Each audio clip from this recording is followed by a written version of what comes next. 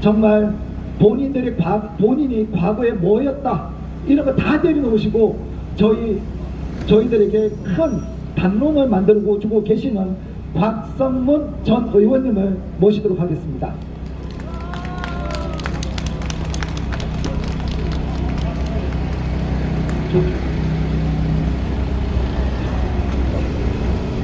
네, 안녕하십니까. 우리 애국동지들 지난 7년간 투쟁에서 여러 곳에서 뵀던 분들 좀 만나니까 정말 반갑습니다. 그렇습니다. 7년 전 3월 10일 그 이정미가 머리핀을 꽂고 나와서 대통령을 탄핵한다고 선고한 그날 대한민국의 헌법 가치가 무너졌습니다. 대한민국의 민주주의가 말살이 된 날입니다. 그리고 여기 계신 이 네 분 정말 아까운 목숨을 잃은 날입니다.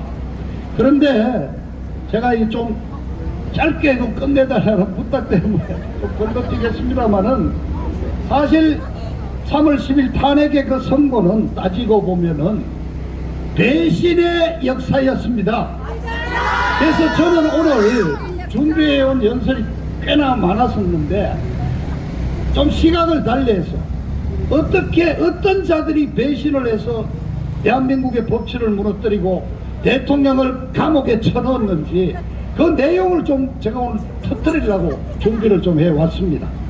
자, 16년이 새해가 밝았을 때 북한은 핵 실험을 하면서 위협을 가했습니다. 박근혜 대통령 2월 10일 날 개성공단 폐쇄를 했죠. 3월 2일 날 북한 인권법과 테러방지법을 만들었습니다. 그런가 하면은 9월 달에는 외신을 통해서 김정은 잠수부대가 만들어졌다 하는 보도가 나갔고요.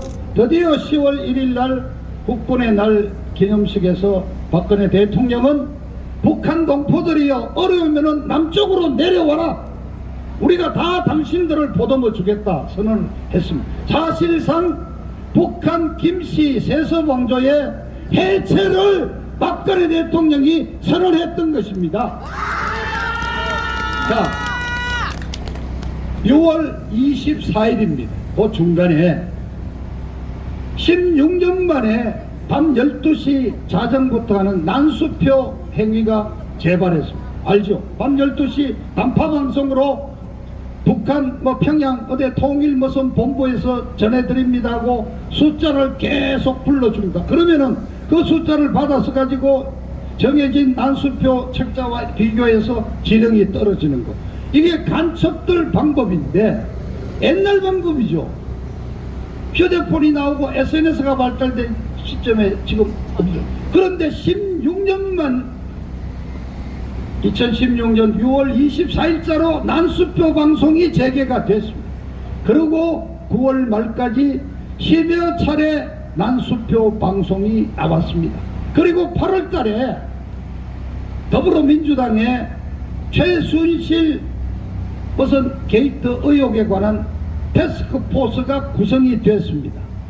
그 우상호, 서대문에서 하던 우상호라는 자가 태스크포스 팀장인데, 그리고 7월 말에 아시아대 TV조선이 대통령 그 미르재단 문화창달을 위해서 만드는 미르재단의 모금 과정에 청와대가 개입됐다는 의혹이 있다는 터뜨리기 시작을 했고, 말하자면 JTBC가 그걸 받아가지고 최순실에 대한 의혹을 계속 터뜨리기 시작했습니다.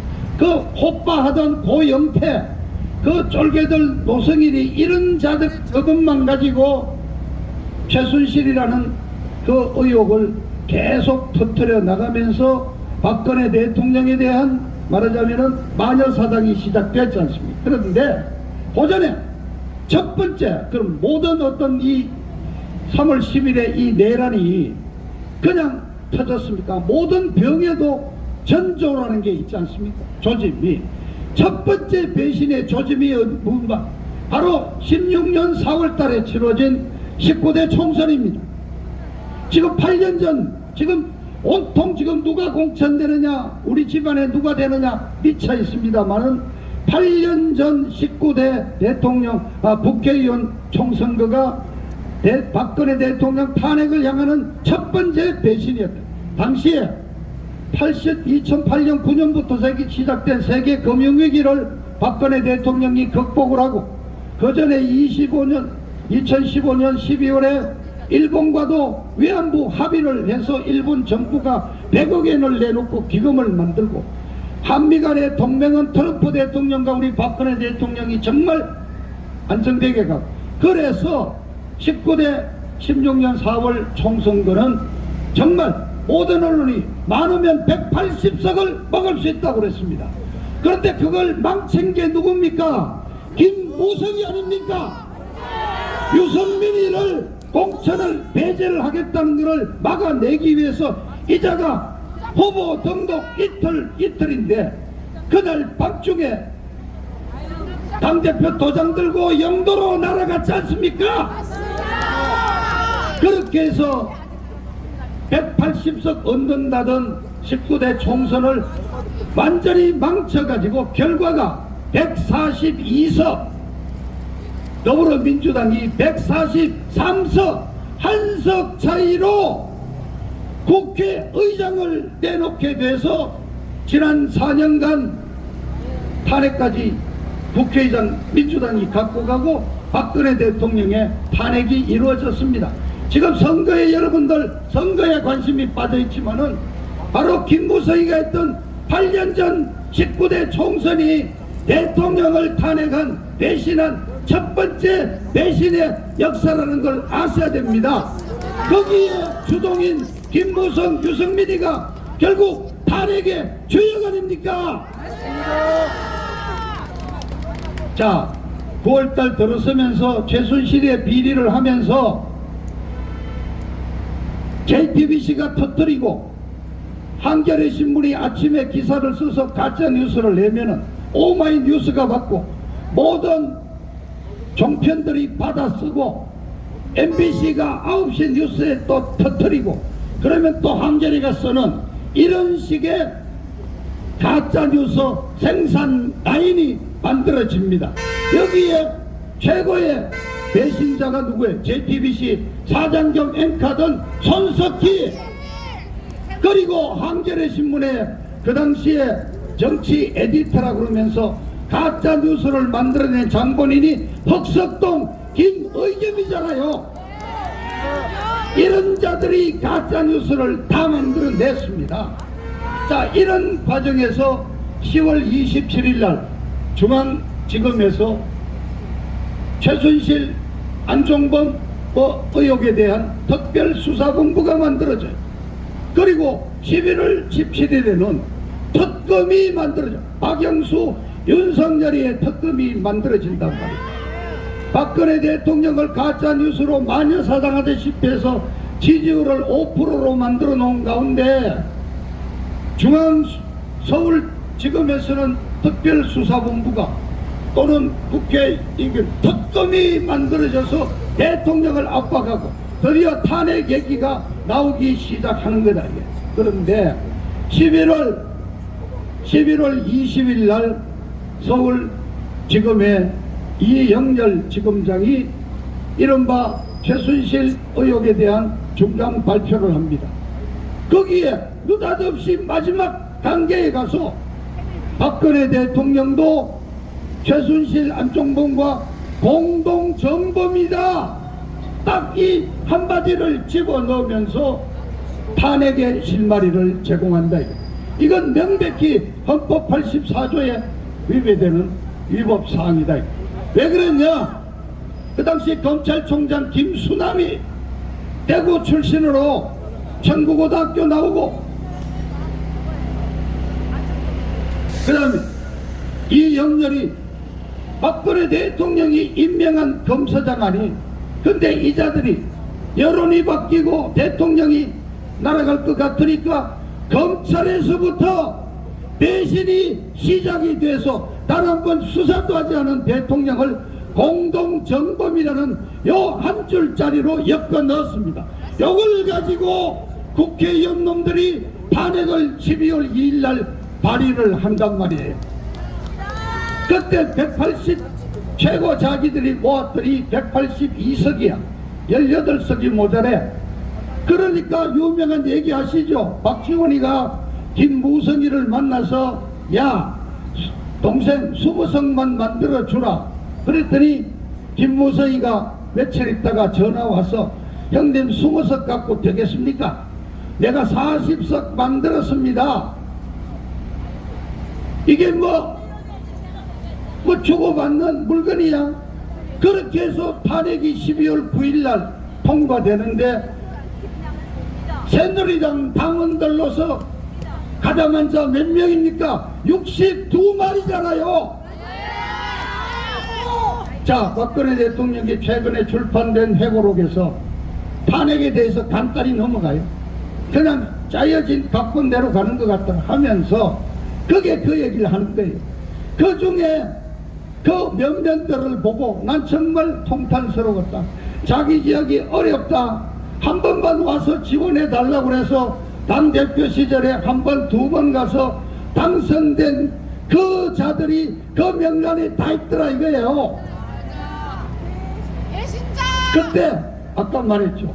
대통령을 탄핵하는 태스크포스 팀장이 태스크포스 팀장으로 했던 더불어민주당의 우상호가 뭐라고 그랬는지 압니까? 신문에 기록이 나와 있습니다. 탄핵에 들어갔더니 우리보다도 새누리당 놈들이 더 뛰더라 이거야.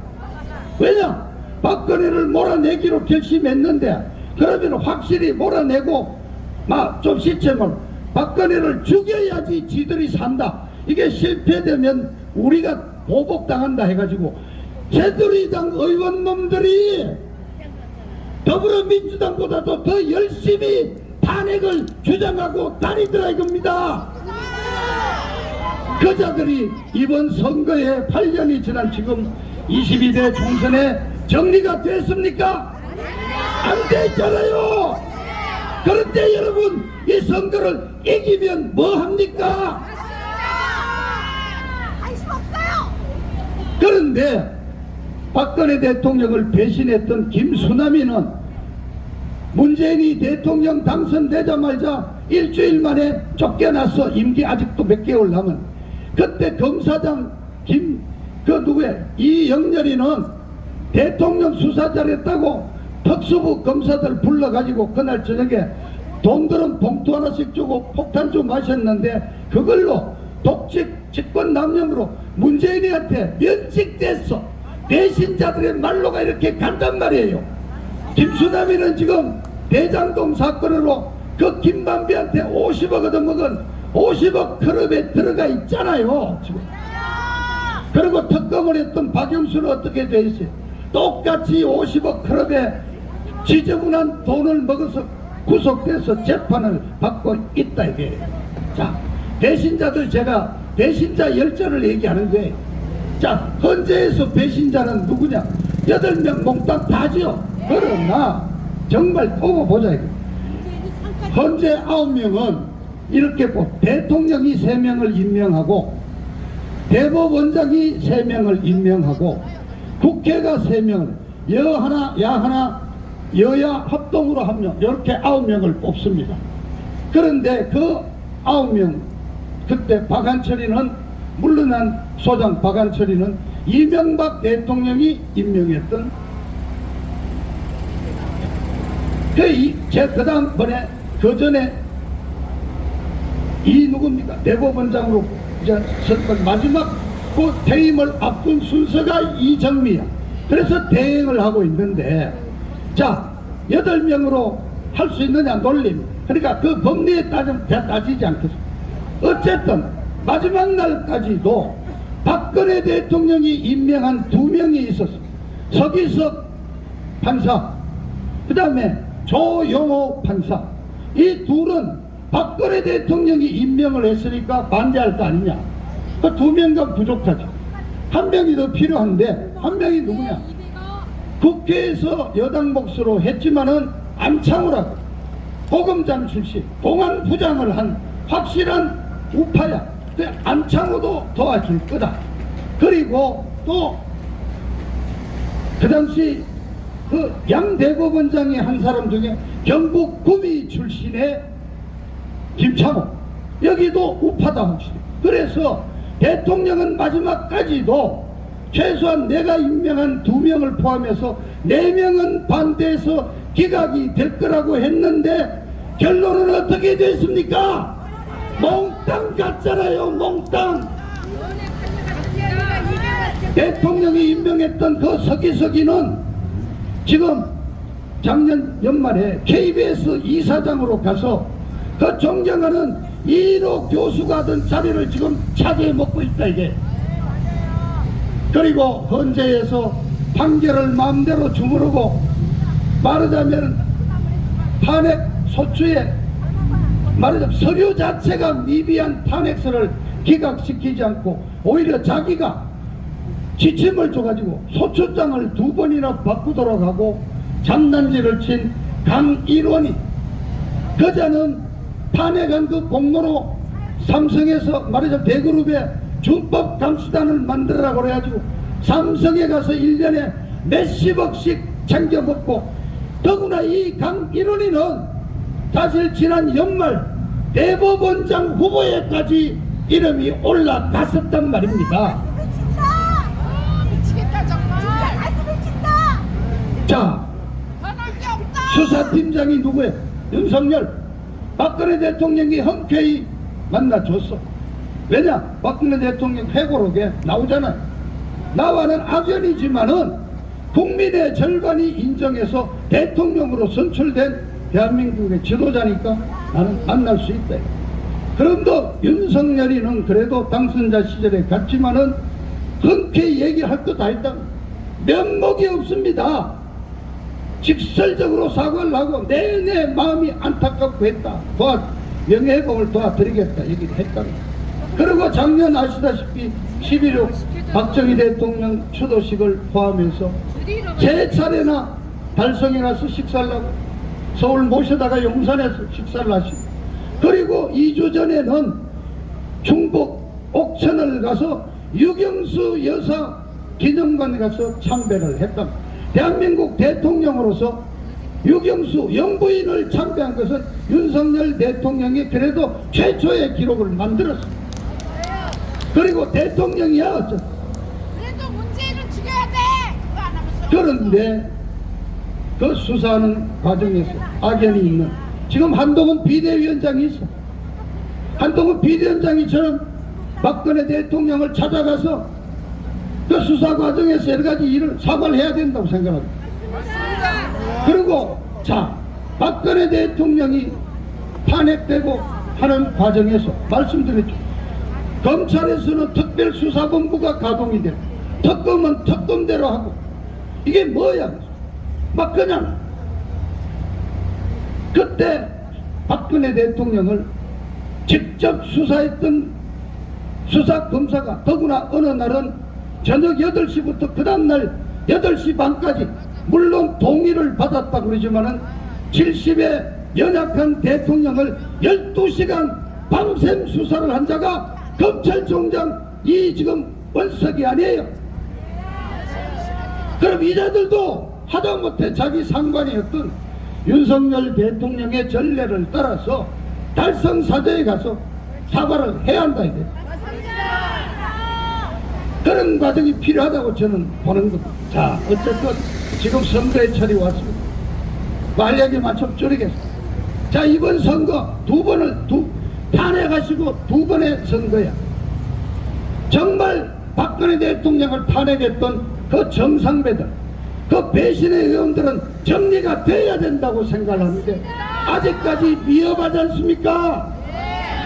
당시 원내대표로 이른바 자유투표로 탄핵 찬성하라고 부추겼던 원내대표가 정진석이 당시에 법사위원장으로 박근혜 대통령을 탄핵했던 소추인이 권성동이 헌법재판소에서 탄핵을 심리를 할 때 실무자들을 매일같이 여기 안국동에서 만나가지고 기각시키면은 절대 안 된다고 매달려서 했던 실무자가 대구의 주호영이 이자들 요번에 공천 다 받아서 다 지금 마치 또 단단 말이에요.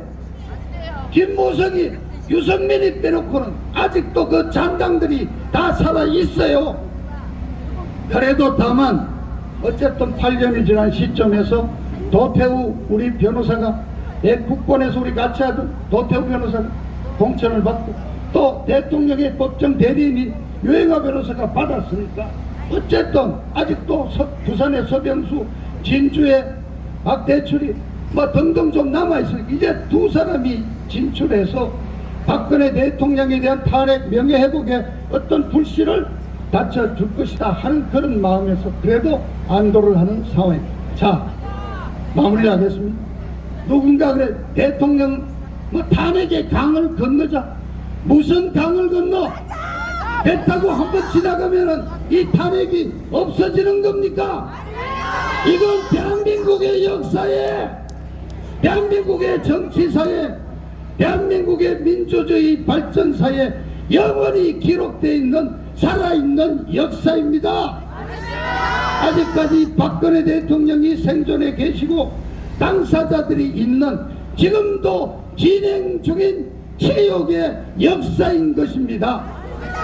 제가 오늘 말씀드린 그 배신자들은 영원히 대한민국이 존속하려는 결코 그 역적의 오명을 벗어날 수 없다는 말씀을 분명히 드립니다.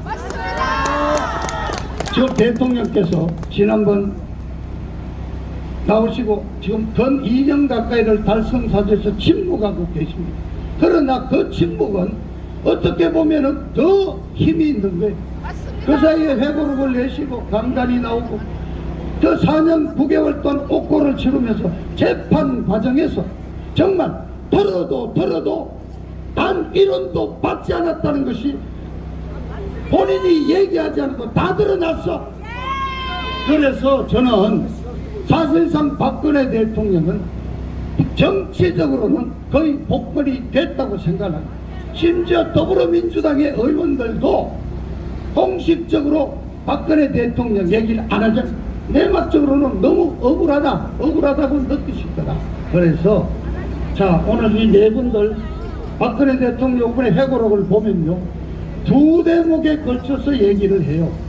마지막 부분에서도 또 얘기를 하면서 그때 그 탄핵 안국동에서 돌아가신 네 분들 정말 위로의 말씀을 드린다.